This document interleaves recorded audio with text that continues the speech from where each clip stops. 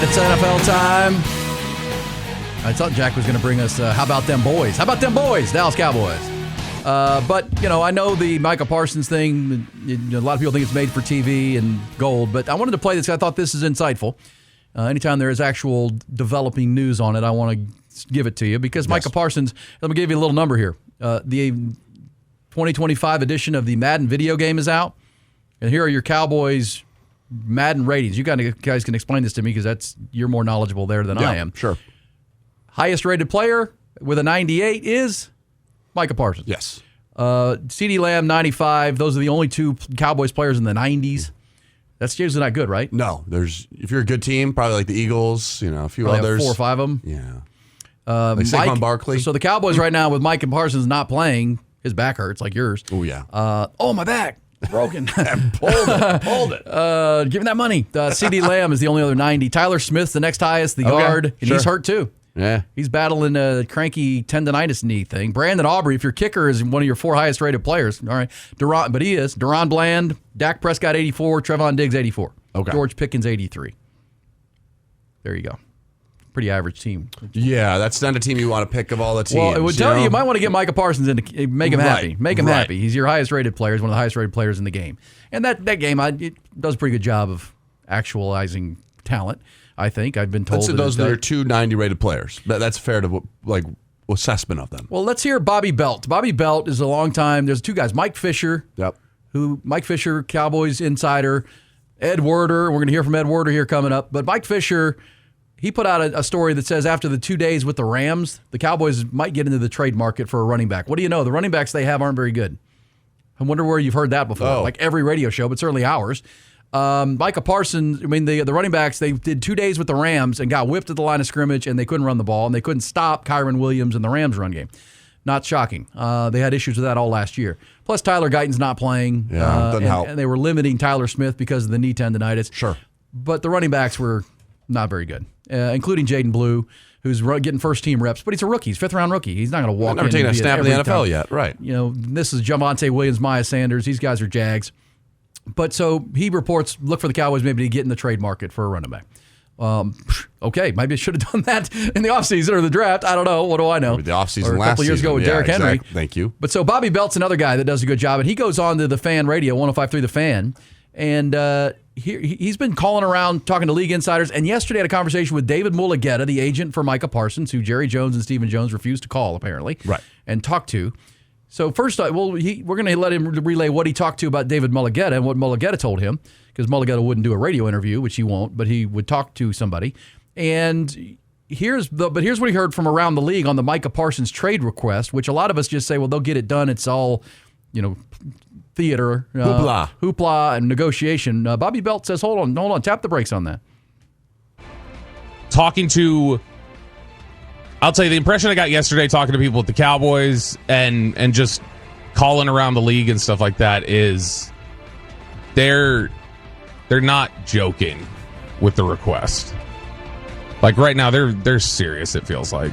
Now, I didn't get into any of that with David specifically because we were just trying to address that one thing. But I think when you talk to people around, there's a lot of people around the Cowboys right now who feel like they're not bluffing. Because all of us are saying they're going to get it done. Yeah, they'll get it done. They're going to get it done. It's a negotiating ploy. All right, so not bluffing. And I would say, if I'm Micah Parsons and I go to that and people talk about he's immature, he wrote out his thoughts, whether he should have done it or not, but he laid it out for everybody and called the Joneses on their BS.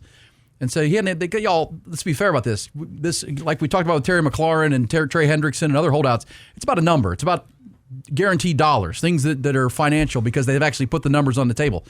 By all accounts, Stephen Jones and Jerry Jones have not talked to the agent about the numbers at all. Right.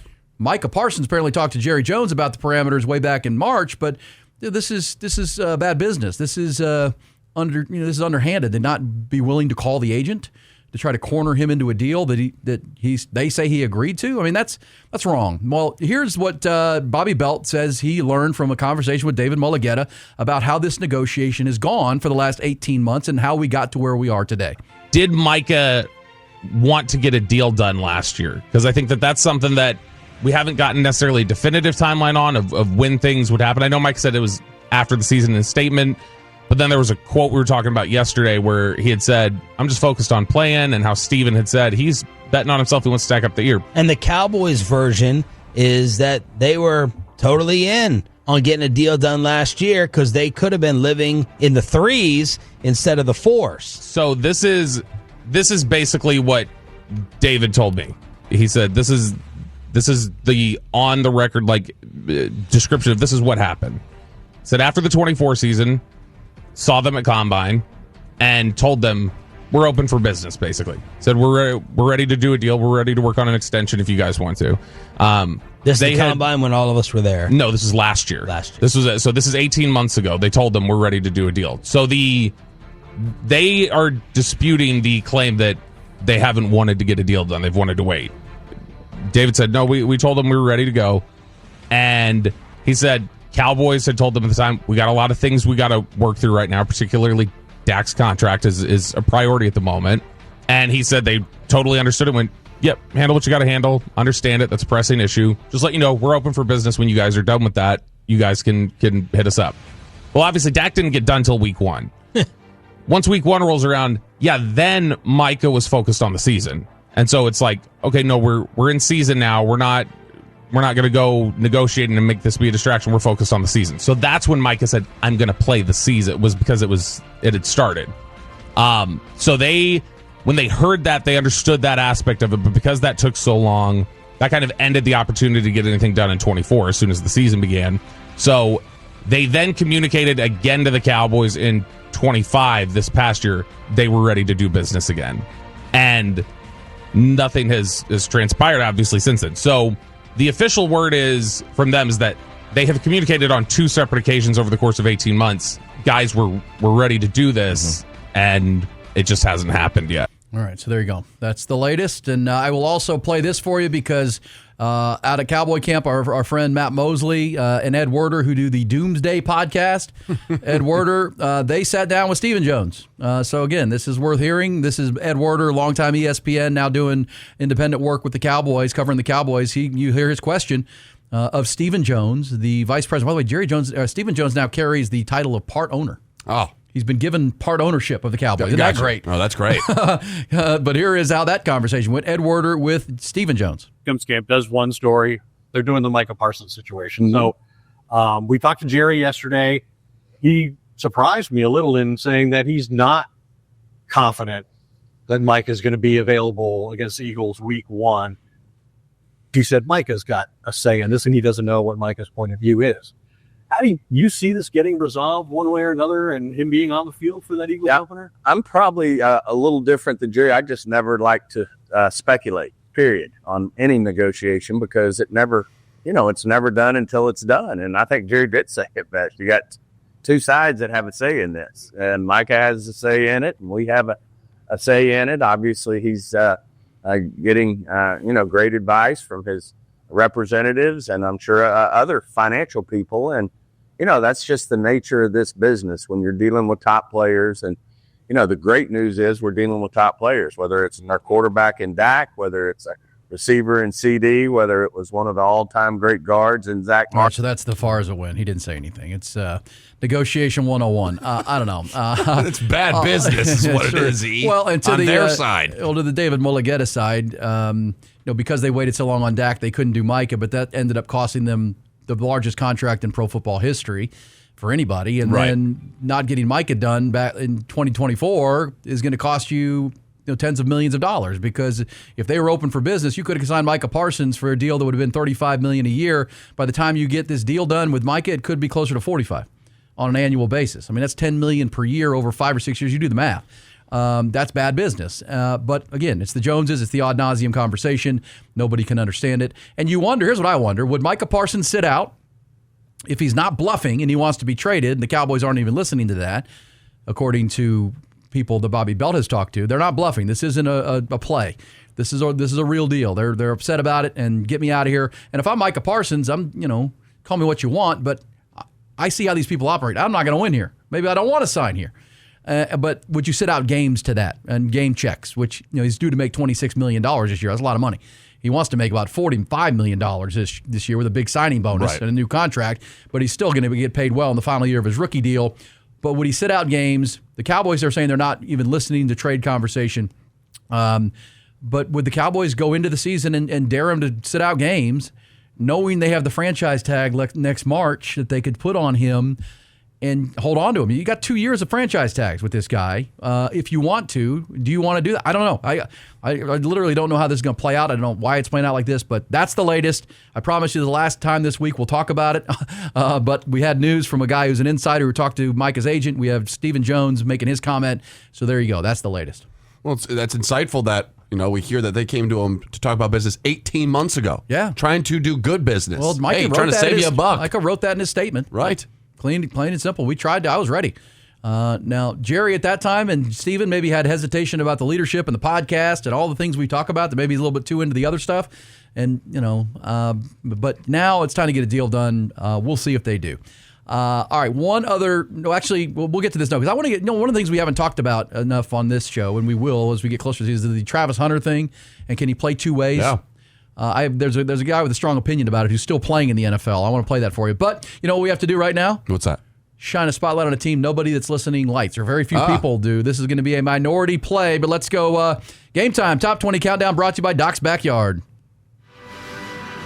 It's the Game Time Top 20 College Football Countdown. Number 17, the Oklahoma Sooners. Wow. So we're getting the song for this one, Jack. Only a brief bit. He's shaking his head. That's a song with 2 words. The entire song is Boomer Sooner. There's not another lyric. Worst song ever. But you'll hear it a lot in the Cotton Bowl usually. Not last year because it was 34-3. Not 2 years ago because it was 49-0. But they did win the middle game. By the way, that guy drifting is called drift. He's drifting. Yeah, he's drifting. Somebody calls it called swanging. I don't know. But here's Oklahoma. I just wanted to play this. We're going to talk to 2 guests next hour. Jerry Pettibone will take us a walk down memory lane in college football back to when the wishbone was invented and tell some stories, nostalgia college football from a college football in Oklahoma perspective. Also, our buddy Tyler McComas. So we'll get a deep dive. But I did want to play this. I thought this was an interesting cut. This is the legendary linebacker Brian Bosworth. Oh, yeah. The Boz was on the Ref Radio Ref Radio is where Tyler McComas works, and was asked about this tough schedule, right, with 7 games against the top 18 in the coaches poll. That doesn't include Auburn. Here's what he says about playing a tough schedule like they have. I would rather go through a season knowing that I played my best against the best, and that gives you the confidence as you get into the latter part of the season, knowing that you have faced many challenges. You have toughed it down that road, and that's a tall mountain that you have climbed, but you didn't climb it looking up at the top of the mountain. You climbed it by looking down at your feet and taking one step at a time. Ooh, challenge it. Take it on, Brian Bosworth. But you know what?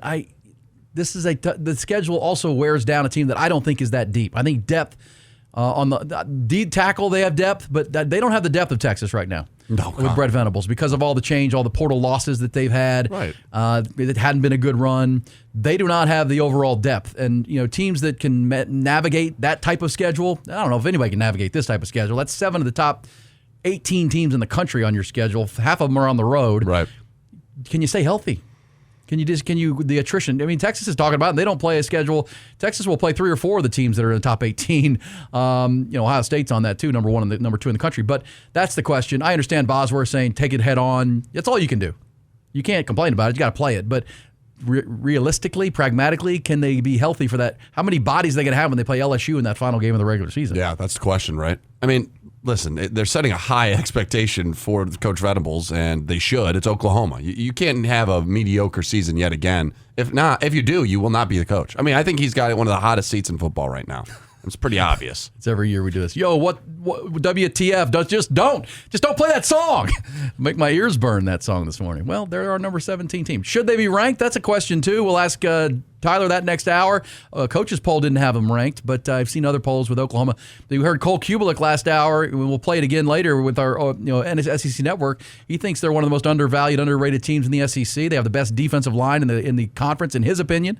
And he likes John Mateer a lot, thinks they have a high ceiling, but can they navigate that schedule? I agree they're a better roster, better team. And if they had Texas's schedule, maybe they could be an 8-9 win team. I just don't know with that many tough games, road tough games against big physical LSU, Alabama, Michigan, whatever they're going to be. They're going to be big and physical. Auburn. Right. It was not even one of those ranked teams that they play. Ole Miss. Yeah, so I'm not sure. Not sure about that. Like even the ranked teams that they play, unranked teams, Auburn and Missouri. They're typically good teams. Right. Those are 2 teams not ranked in the preseason. Yeah. that are so that they only have 2 games that you would look at and say, okay, they're going to win those. The other 10, flip Could the be coin. lost. Flip the coin.